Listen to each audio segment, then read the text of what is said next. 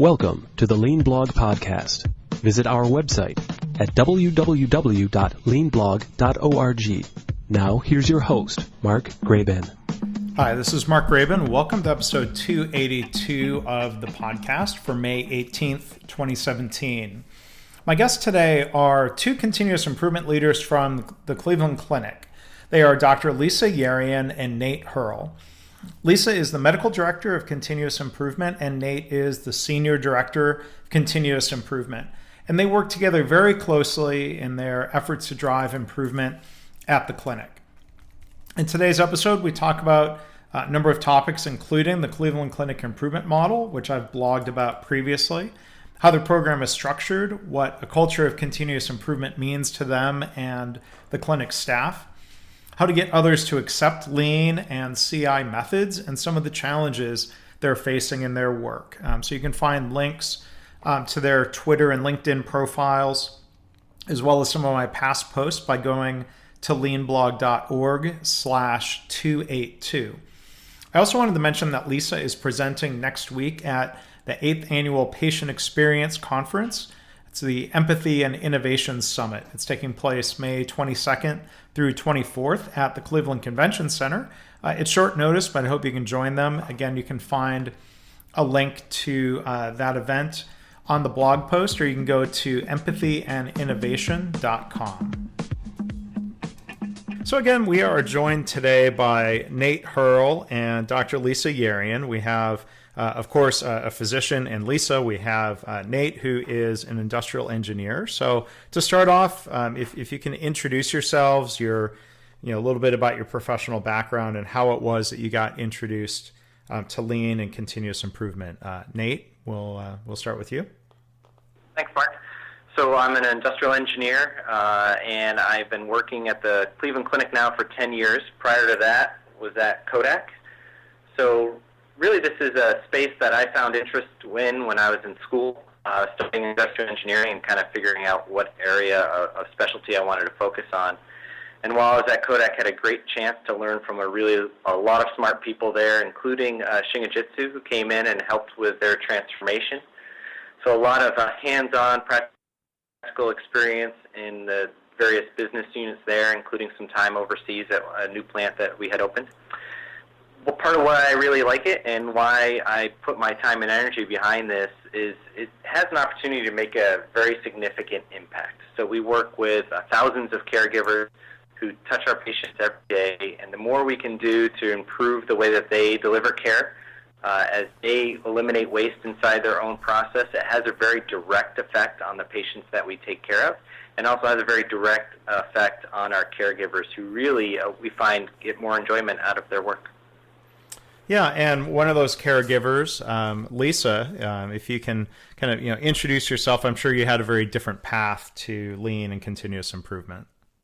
Yeah, absolutely. So I went to medical school and did residency and fellowship all at the University of Chicago. I specialized in gastrointestinal and liver pathology, and then came to the Cleveland Clinic really to establish a career as a GI and liver pathologist. And a couple years after I got here, I started to get asked to get involved in problems that were occurring within the laboratory. I think probably for a couple of reasons. As a surgical pathologist, I'm fairly extroverted and I would say pretty friendly. And so the team, the managers, and the techs would often come to me and ask me to get involved. And as we started to work on some of our process problems, I became aware of a few different things. One was a team that had been started here at the Cleveland Clinic who had expertise in process improvement, and they helped us some, and also began to look at other laboratories that had worked to improve their operations. And through both of those, started to learn about lean. And I would say that there were multiple elements that really resonated with me. I liked things being very visual. As a pathologist, I look at slides all day. I am a visual person, and so I like the way that a lot of the work was made visual so everybody could see it and have a common understanding of it. I liked the simplicity of the concepts. They're not, of course, easy, but they are conceptually very simple, and I found that very pleasing. And then I really loved the philosophical side of respect for the worker and the place where the work is being done. I'm from rural southeastern Ohio, and those concepts of respecting people really resonated with me. Mm-hmm. And so it was really the combination of things that made me want to learn more and more and do more and more with it. And that's really what I've done for about the past 7 or 8 years. Okay, so that was the time frame. We got Nate's time frame with Lean and being at Cleveland Clinic. It was about 7 or 8 years ago when you were getting pulled into attempts to solve problems, discovering Lean. Is that right? That's about right, yeah. Yeah, and yes, you mentioned I've worked with a lot of pathologists, and engineers and pathologists both have a reputation for being introverted. I'm reminded of a joke I've heard told by pathologists. The same applies to engineers. An extroverted pathologist or engineer, the difference is they look at your shoes when they're talking to you instead of looking at their own. But a good place to get involved with continuous improvement. And so, talk a little bit more about some of the background with Cleveland Clinic. There's of course a worldwide reputation for clinical excellence. What was some of the impetus for continuous improvement within that context? Yeah, I would say that the Cleveland Clinic has long been focused on patients first. It's our mantra, and we very much try to make that real for every patient who comes through our doors. And much of patients first can be delivered through individual effort, through discretionary effort, through empathy, through the work we do as individuals. But there's a huge component of patients first that we can't do as individuals, and we can't do just by trying hard. And so as our CEO, Dr. Toby Cosgrove, began to really realize that there were problems that were just too big to solve with just do it or by individual efforts, he started to look towards process improvement, and in 2006 started a process improvement team here at the Cleveland Clinic. That team went through a variety of phases, looking at both discrete project efforts, some standardized tools, and a variety of methods.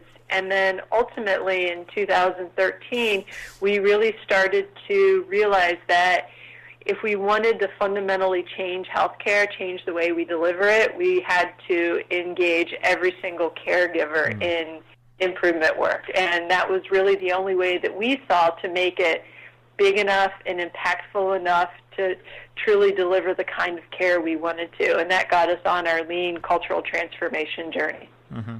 And Lisa, are you also dedicated to these efforts full time? Or are you also still practicing as a pathologist? I'm a practicing pathologist, and I would say that's true for nearly every physician leader at the Cleveland Clinic. Our clinical credibility remains very important no matter what other efforts we're leading. And so I'm 40% clinical, which means I do clinical work about 2 days a week. Mm-hmm.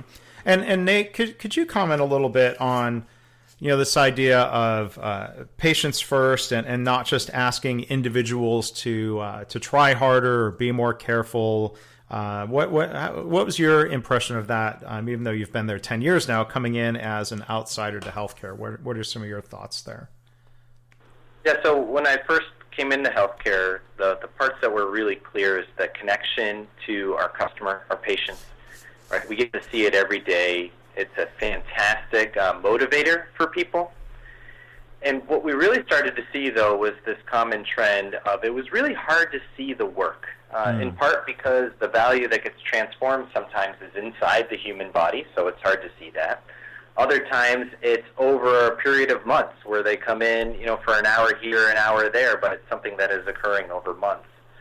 And so as we started working with the various caregivers who really wanted to really improve the care for the patient and go beyond in the moment to really looking at that longitudinal care, it became really important to understand what was occurring over this duration.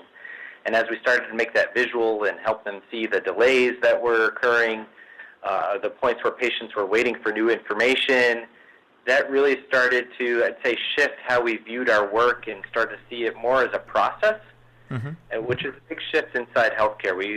I'd say healthcare is still one that is assumes the process is what it is. And now we're beginning to shift and take more of a focused effort and say, how do we do what it is that we're doing better? How do we eliminate the waste that's inside of it? Now, how does Cleveland Clinic define or describe continuous improvement? Does that incorporate? Can you talk about some of the terminology you use and how that incorporates or includes lean and other methods? So what we do here is continuous improvement is a department, but we really try to talk about it more in the context of what we call the improvement model, which is a model that serves all improvement and we want every caregiver to be engaged with. And so our vision around that, when people say what it is that we're trying to achieve, we want every caregiver every day capable, empowered, and expected to make improvements, period. And that simplicity really enables the organization to rally around that and say, hey, can we envision a future where we have 51,000 people making improvements every day and what that would be like for our patients? And that is a concept that's really easy for our organization to grab because of the patients first mantra that Lisa was describing earlier. Then as we talk about the how are we going to achieve that, we talk about the improvement model being really the means that we want to put into place these systems with these behaviors at the frontline level, at the manager level, and at the senior leader level. And if we do this and we do this well, we will have a better care for our patients. Mm-hmm. I think one of the key points, Mark, around the way we talk about continuous improvement here is that although our department is called continuous improvement, we have worked hard to eliminate the perception that our team is the only team engaged in continuous improvement. Right. Continuous improvement is the work of the organization Right. to improve the quality, safety, experience of care, the efficiency of our care, access to our care, but it's everybody's work. We are stewards of the organization to help all of those 51,000 caregivers do that better, do that as well as they can. That's our job, is to support the continuous improvement of the rest of the organization. And the improvement model, the Cleveland Clinic improvement model, I will post a link to that visual. I've blogged about this before. There's a PDF that you can view. But in a nutshell, and maybe I'll invite you to kind of comment on it a little bit without going through all the detail, because I mean there's a lot here. I like this model. There are 4 pieces to it, 4 columns: organizational alignment, visual management, which you've both touched on, problem solving, and standardization. What are some of the key points from your standpoint about this model? And there's a question up at the top here. What matters most? So I think the most important point is that we didn't start with a model. We started with the problem we were trying to solve or a state we were trying to achieve. So Nate and I didn't sit in a room and say, okay, here's our model, now let's go transform this organization. We flipped that. So we had the charge given to us by our leadership to build a culture, to really institutionalize a culture of continuous improvement. And then we walked out with that charge realizing that that's really hard. There's no clear path to doing that. The Lean Transformation Model from the Lean Enterprise Institute hadn't been publicized yet. And we knew lots of organizations had tried to do this and had struggled or failed. And so instead of being prescriptive, we engaged one leader and one team in partnership and said, help us figure out how to do this. And as we went through that thinking, we came around capability as a key thing that we needed to build that culture. We said our caregivers are highly engaged. We don't have a desire gap. What is it that we can change to change the culture? And we landed on capability. We didn't know exactly what all capability was included, but we had a sense problem solving was important. And so we started with some A3 problems that the team worked on together, and they gave us feedback as we worked through that with them. Problem solving remains in the model, but as we were doing this first cycle of A3 capability building, the leaders that we were working with in this very first model area started to identify the needs for the other systems. And the way they did that is by telling us, Now that we know how to solve problems, how do we know which are the most important problems to solve? How do we keep track of all of the problems that we have that we would like to solve? How do we actually lead every day in this way outside of these handful of A3 projects that we've been working on? And I think what they were expressing was really the need for the additional systems that exist in the model. And so as we worked with that first team, we had leaders come out and invite us, ask us to come work with additional teams. And when we worked with team after team after team, all of that input and learning that we were gaining together became the model, that information of what are the systems that are required in our organization in order to do this. Yeah, well, I mean, the one thing I like about, I mean, there's a lot that I like there, but, you know, when I hear you talk about starting from the idea of solving, you know, high-level organizational problems, that reminds me of John Shook, the Lean Enterprise Institute transformation model, where he asked, you know, what problem are you trying to solve? You know, going back to Taiichi Ohno and Toyota, he talked about the idea of starting from need and starting with your most pressing needs. So to me, you know, that reminds me of that, what matters most. But Nate, what would you add to that? I think part of how the model evolved, and really we believe that's the right word, because it was a collection of teams and a collection of individuals that created it. In many ways, we wrote the model after we completed our first set of stories, our first set of experiments, and we took a step back and said, what did we just create? And the team came together and they wrote down the model that essentially took that experience and hard-coded it a little bit. What we've done since then is we continue to refine that model on an annual basis. So standardization is one of those 4 systems. We believe in it ourselves. And so we follow the current standard until a new one is discovered. And so what we do with that model is every year we review it, and sometimes we make a few changes. Sometimes we make more substantive changes. Part of what works really well about that and calling it the improvement model is the engagement and partnership we have with other parts of the organization, with our Quality and Patient Safety Institute, with our Patient Experience Office, within Human Resources. They all contribute to defining what the model is so that we can equally support it in practice. So, you know, following up on some of that, kind of pointing this question at you, Lisa, as a physician, you know, looking at the standardization column, you know, sustaining what matters most, maybe also, you know, standardizing what matters most, but continuously improving it.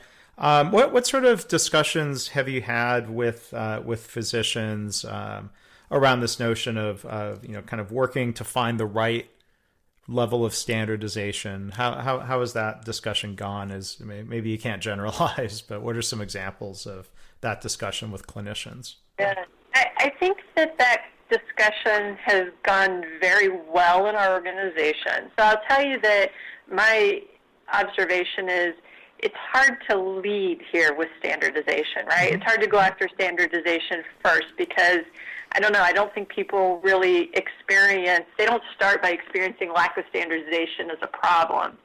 But as you work through the problems, and the physicians own and, you know, really work hard to solve problems. So the physicians own problems of surgical site infections or readmissions or length of stay. As they work through those problems, then they begin to understand variation and root causes, and then they begin to see standardization really as something that helps them solve those problems. Then people start to see other opportunities to standardize. And Nate and I were just this morning with our Digestive Diseases and Surgical Institute, and totally unsolicited, one of the leaders in the room spoke up and said, I really think standardization is at the heart of this, which was interesting because there's no way we could have led with standardization. And now that teams have worked through enough problems where standardization helps them, you know, create stability, create the standard upon which they can improve, now there, I think, is much greater enthusiasm for standardization as one of the systems in the model. Yeah. Well, I mean, and I think, you know, I think standardization comes back to this idea of what are we trying to improve? What are we trying to accomplish? You know, I wrote an article for LEI in the Lean Post back in 2014. The headline, the title was standardization is a countermeasure, never the goal. And what I hear you saying about not leading with standardization, I think is a good strategy of not going out and standardizing for the sake of standardizing. Why? Because Lean says we should standardize. I'm like, well, I think we often do end up standardizing because it leads to better safety, better quality, better results in different ways, right? Yeah, but standardization, you're right, standardization isn't the purpose. And we try very hard to ensure that through any one of our caregivers' work, they have a clear sense of purpose. The purpose is the outcome. The purpose is quality, or the purpose is the patient's experience. Standardization is not the purpose. That's part of why in that subtext of our standardization system that there's that tagline of sustain what matters most. Mm-hmm. A big part of that purpose is to sustain the gains that we have put in place. One of the things we talk about with our teams quite regularly is the world really just wants to continue to tear apart anything you've put in place. And whether that be simply because you have caregiver turnover, right, you have new employees to the unit, or whether that be because there's new equipment or supplies or new procedure, there's always something that is tearing away at that foundation you've put into place. And so our objective with standardization, both at the front line and how we do our work, as well as the manager and senior leader levels, is really to sustain what it is we have going. Yeah, and so part of that sustainment, I'm sure comes from teaching, energy, coaching that comes from the continuous improvement department. So maybe if we can take a little bit deeper dive, you alluded earlier about the role of the department, that you're not the only ones who are allowed to continuously improve. Can you talk a little bit about how the department is structured? What are some of the things you do to try to help create and nurture and spread this culture?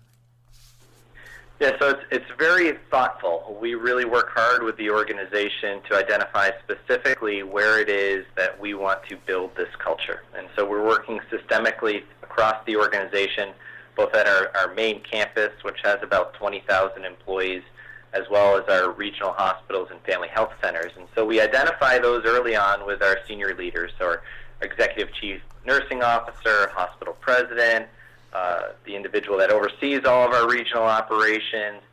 And once we identify those specific areas, and we really look for willing partners, people who are a make-it-happen leader as it relates to creating this culture, we then partner very directly with their local leaders, and as we put in these various systems, and so within our department we have some standards that we follow that provide a roadmap for what are the different behaviors that we are looking for, and what are the tools or the artifacts that we use to make it easier to follow those behaviors. But it's a side-by-side partnership. Our role is to coach those leaders in the front line, and their role, and they know this walking in, is to really learn and sustain it. And part of our test for is this working, as I mentioned earlier, there's natural turnover that occurs.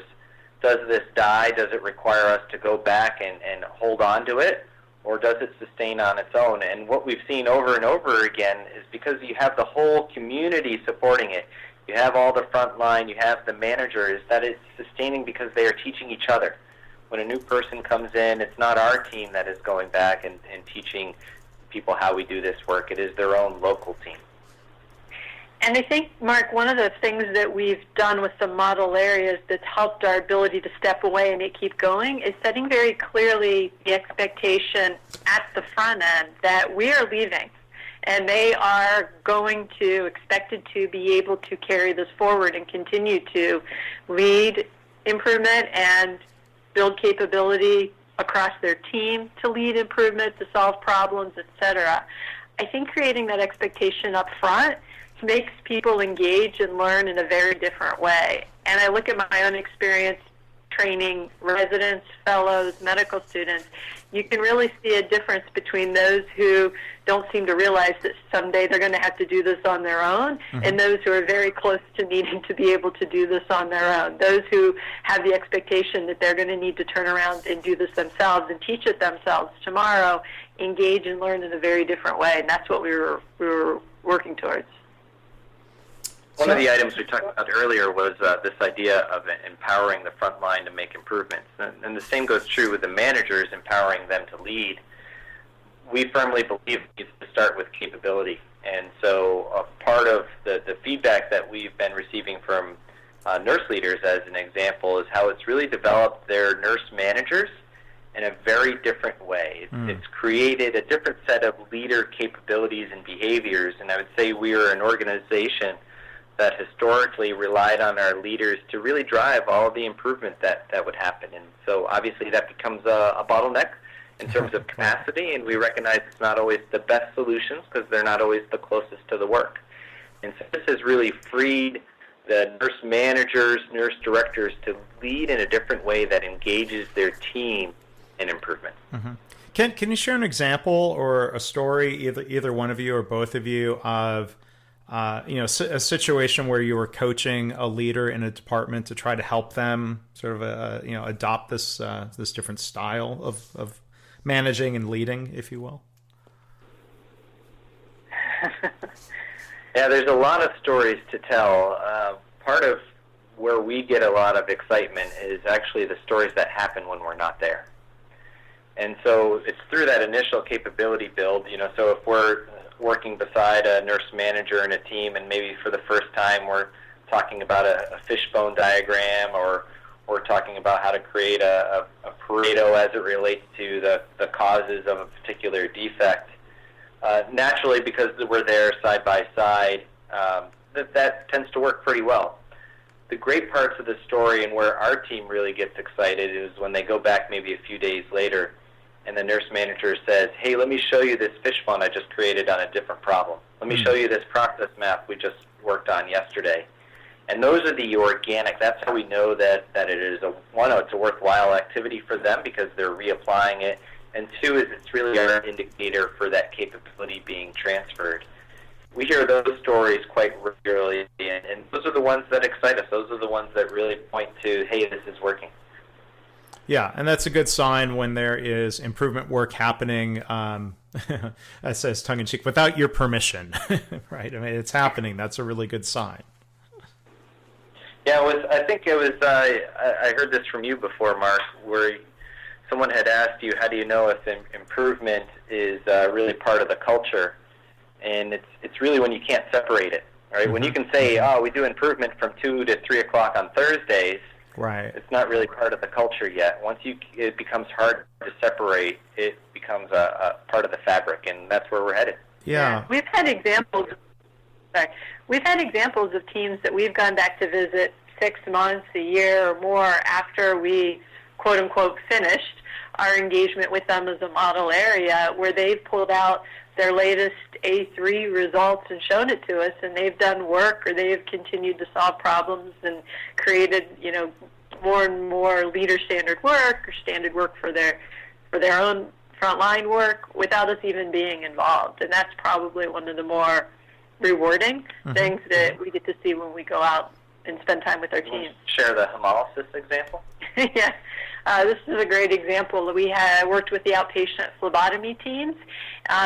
They initially came into, we have an A3 team-based application-based problem-solving program, and they brought in a problem of patient wait times, and they worked on that for a while, and we learned that they needed to improve their data systems, and then ultimately they became a model area, really under the premise that this wasn't something that they were going to solve once. This was something they're going to need to solve every single day for the rest of their careers.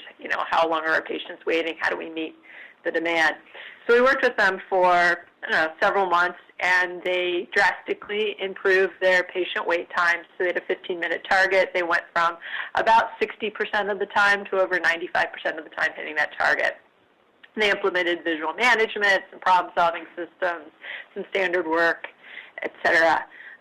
We went back, maybe a year after we'd finished, and there was a A3 on the wall, and one of the caregivers shared with us, he's a team lead, that he had gone on to solving the next problem because they had pretty much mastered this patient wait time target that was in front of them. And the problem was that they had in that particular laboratory an excessive number of blood samples that became hemolyzed. So that means that the red blood cells break down and it releases electrolytes, and so your electrolyte values, particularly your potassium, can become off, and that creates a need for rework, right? The patient has to come back and get their blood redrawn. So he worked on an A3. He spent time collecting data. He went out and watched the process in multiple different laboratories to see what they were doing differently. He implemented with the team multiple countermeasures and did PDCA, checked the data to see if those countermeasures were resulting in change and how many samples were hemolyzed, and ultimately drastically reduced the number of hemolyzed samples coming out of that laboratory in a sustained way. So that was pretty exciting for us that he went on and was able to do that on his own without us being there to either help him or to encourage him to take on the next problem. Yeah. What I thought was really great inside of that as well, and you could really see the demonstration of the capability, was he was able to say which countermeasures worked and which ones didn't, and why. And I think that's a big shift where we have a lot of ideas historically of what the countermeasures could be, and we just try them, and we're like, yeah, it worked, or yeah, it didn't, but we don't really have a great cause and effect type of approach. And he really did. He knew, hey, we tried this one, we thought it was going to work, turned out to have no effect, it just looks real good. Yeah, and I think there's a difference, an important difference between an organization feeling like we need to know the answer as opposed to having a good hypothesis, planning and doing, and then studying and adjusting, whether it's the improvement model. It's great to hear that it sounds like you are reevaluating that and trying to continuously improve the continuous improvement model. That's a really good sign. I was going to touch back two other things and another question for you here. Yeah, Nate, when you mentioned it being hard to separate time, the people at Franciscan St. Francis Health in Indianapolis, where my co-author Joe Schwartz from our Healthcare Kaizen books has been working for 10 years, more than 10 years. I've asked staff there, how much time do you spend on improvement? And they do struggle with it. It's like asking a fish to describe the water that's around them, to use that analogy. But let me follow up with one or both of you a question. I got a question the other day, and I tried addressing this in a blog post. Somebody who's looking for, or their leaders are looking for an answer. And a couple of those answers they were looking for are, well, how many people do we need in a dedicated central improvement function? And in sort of a long-winded way, I said, I don't know. You need as many as you need, and it depends on what they're doing. I think the second question is, well, how much time do we need to dedicate? And again, I don't know what to say other than it depends. I don't know. Go figure it out. So let me ask it first as a fairly direct question. At least from Cleveland Clinic, how many people do you have in a central improvement function? And can you estimate how much time people spend on improvement, frontline staff or leaders? Yeah, so a lot of different thoughts on this topic. One is my favorite answer when people ask how big does your central improvement team need to be, I say, well, it needs to be at least one. If you have more than one, then you have a start. And really, the question isn't how big does it need to be. And we've really shifted this question around to a number of our leaders. The question is, how fast do you want to go? And what is it that your organization can sustain? How much time can they sustain? And then from that, we can figure out what the resource requirement is from a central improvement team. Shifting that question has really alleviated, I'd say, this question of, well, how big should the team be? We just keep going back to the organization and say, how fast do you want to go? And then here's our estimate. So in terms of how much time does a nurse manager or frontline nurse spend improving, that'd be hard for me to answer. We have some regular activities that are more your typical meetings where we formalize. It's really part of our standardization system. We formalize when we go through and ensure, for example, that our Kaizen ideas are being worked on and they're making progress. So that's formal time. And I would say in that formal time, a nurse manager probably has 3 to 4 hours a week. But then we have a lot of work that is built inside of their regular process. Daily huddles, as an example, we build it inside. So There's our Q6 dialysis team. They huddle every day, as do most teams, and they have very specific metrics that they look at, and so that they can take action to resolve problems. They have their ideas they're working through. They do that every day, and that's about a 5 to 15-minute huddle, and then they have work outside. There's another nursing unit that every day asks, okay, who needs time to work on an idea? And they figure out how to come together to provide people different time. Hey, I'll cover your patients. You can go ahead and you work on your idea for 20 minutes at 1 o'clock. So it's really hard to answer how much time they spend.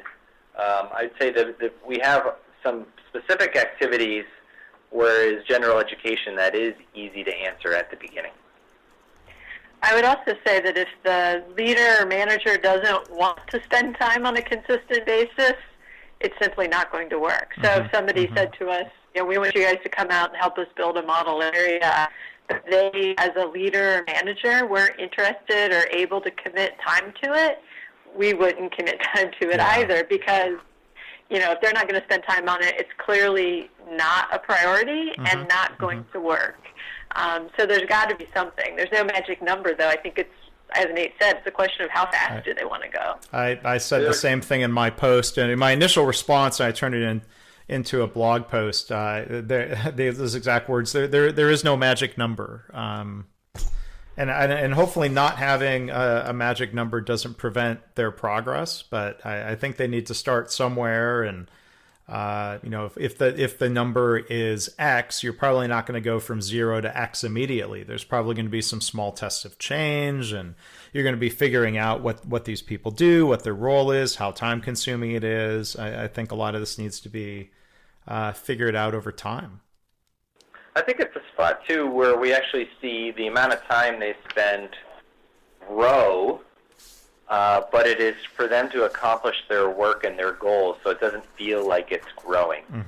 So, for example, we're working with our main campus nursing director. She spends a lot of time inside this work now because she uses it as a way to accomplish her objectives and the work that she needs to get done. So she doesn't view it as, I need to spend 10 hours a week on CI. It's, I need to spend 10 hours a week on improving our business and the way we run our business and ensuring that our goals are aligned and ensuring that we're making progress and making sure that people have the right capability to be able to make improvements and so on and so forth. So I'd say it's actually one that's probably growing over time, not shrinking.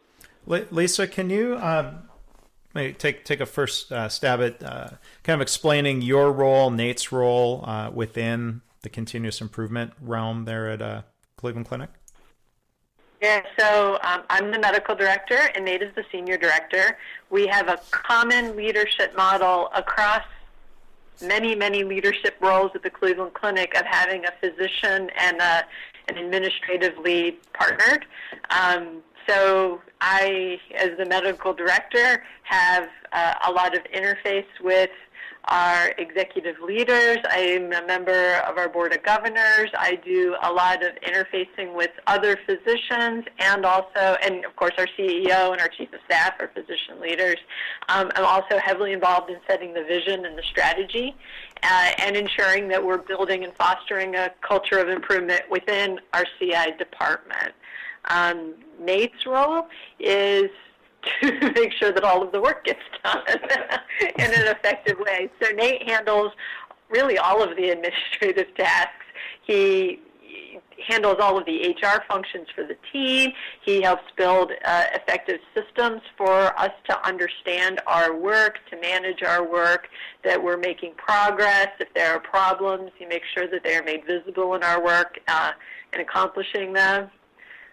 Nate and I have to be linked at the hip, so we talk every day, at least once. And the way I describe this relationship working well is our fates are linked.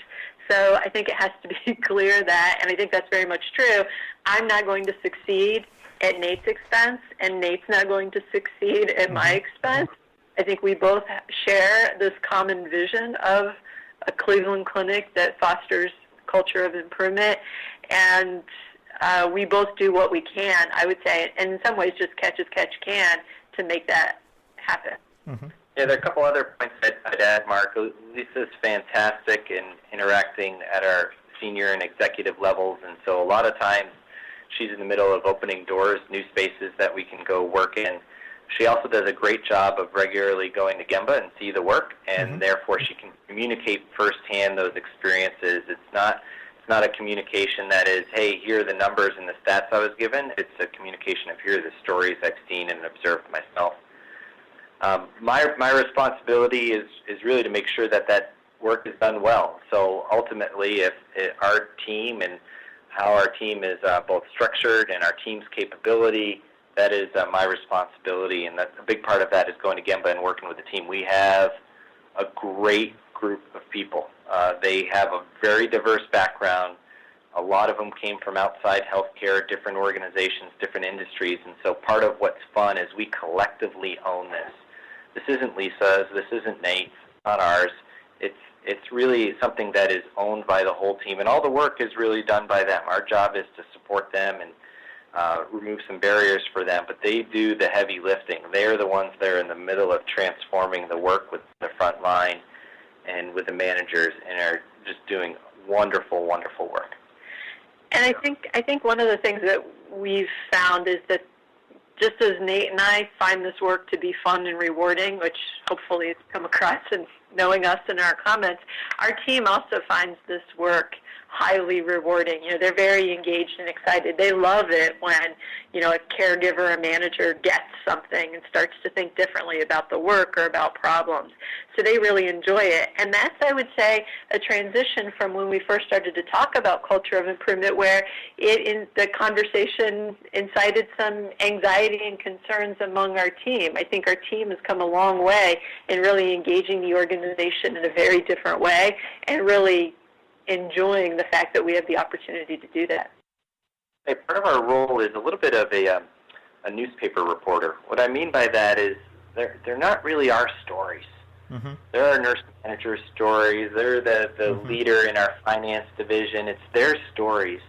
And sometimes we get a chance to share those, but more often we like them to share their stories. So we have them do the report out. Our CI people are in the back of the room, kind of as that proud parent, if you will. Yeah. And that's really where the satisfaction comes in, is seeing that transformation occur with those that are really doing the work.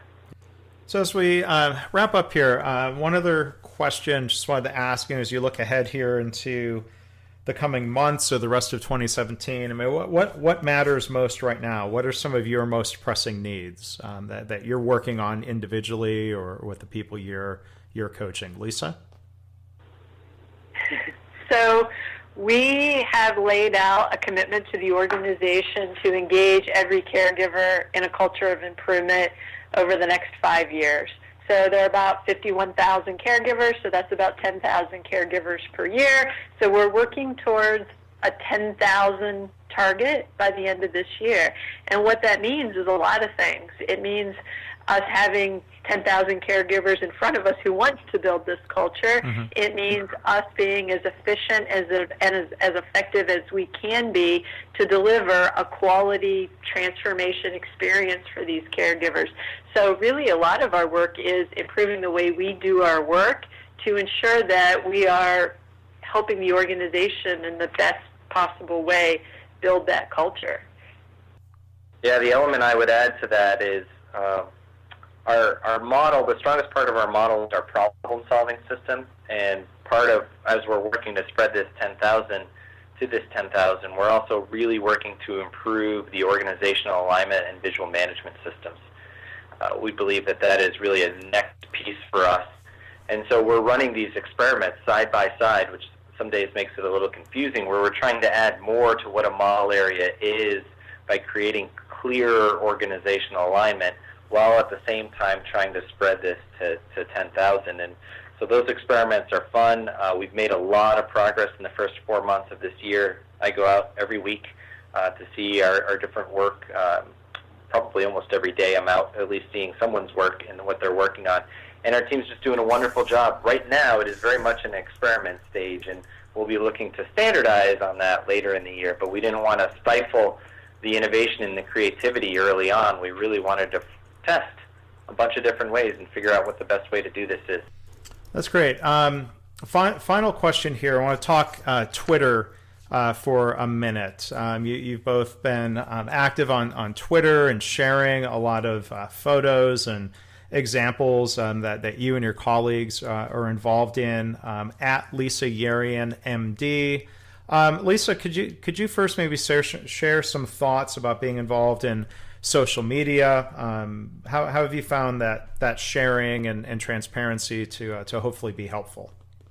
Yeah, I think it's fun. I think it sets up our teams. Some of our teams have done really good work, and they like to see themselves recognized. Even the ones who aren't on Twitter like to know that their work or their pictures have been tweeted. So it's a good way for us to recognize the great work of the caregivers. It's also a good way, I think, to kind of share candidly, this is where we are and this is what we're doing. In a way that really, in the same spirit as we built our model and the culture of improvement approach here, we're putting it out there and saying, tell us how to make it better, give us feedback, help us figure this out together. And I think when you look at the challenge that's in front of us in healthcare as an industry, it's great if one of us can figure out something that works well, but it's even better if we can all share it and see it and give feedback and learn together. And I think Twitter provides that connectedness between lots of people who are interested in building lean, continuous improvement culture across healthcare to learn and give feedback and share with each other. Yeah, and Nate, you're on Twitter at Nate Hurle with an E at the end, Hurle, and I'll link to both Nate and Lisa's Twitter files, Twitter handles in the blog post. Nate, what are some of your thoughts about this sharing and what you get out of it? Yeah, I think there's two parts. If I go back to my early days at Kodak, I shared that I had a chance to learn from a lot of smart people. And a big part of how I did that at that time was I said, hey, can you come over and take a look at what I'm doing? I'm new to this stuff. I think I'm doing some things well. I know there's other things I'm missing. And they were great. They would share their experience and their time with me, and I was really appreciative. And so technology has provided us a new opportunity to do that and a little different way to do that. But this idea of, one, being transparent with our work, and there's a lot of places we can get better in how we're doing it, and we're okay sharing that with the world and saying this is where we are right now. We've made progress. We have a lot more to go. The other part that I really like about it is that Twitter's built-in 140-character limit really forces us to think about how to have simple messages, which I believe is really important as we're working with our teams. They're not CI professionals, nor do they want to be CI professionals. They want to improve care for their patients.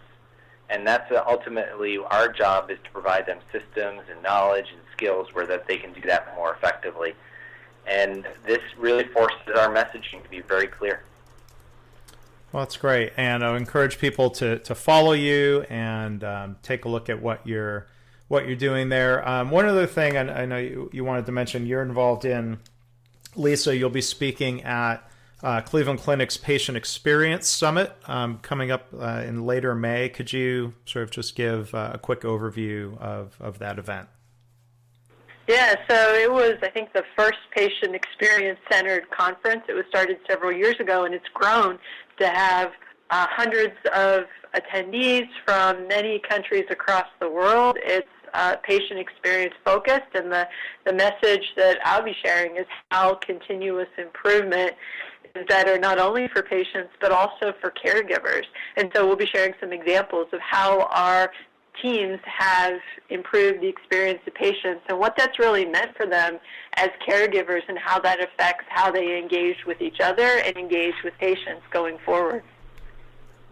Well, that's great. And I'll put a link in the show notes. It's easy to find. If anyone is interested, do a Google search for Cleveland Clinic Patient Experience Summit, and you'll see that. You'll get to hear Lisa speak. So I want to thank you both very much. We've been joined today by Dr. Lisa Yerian and Nate Hurle from Cleveland Clinic. Hopefully we'll be able to do another podcast someday. I want to thank you for being here. Thanks, Brian. Thanks for having us. Thanks for listening. This has been the Lean Blog Podcast. For lean news and commentary updated daily, visit www.leanblog.org. If you have any questions or comments about this podcast, email Mark at leanpodcast@gmail.com.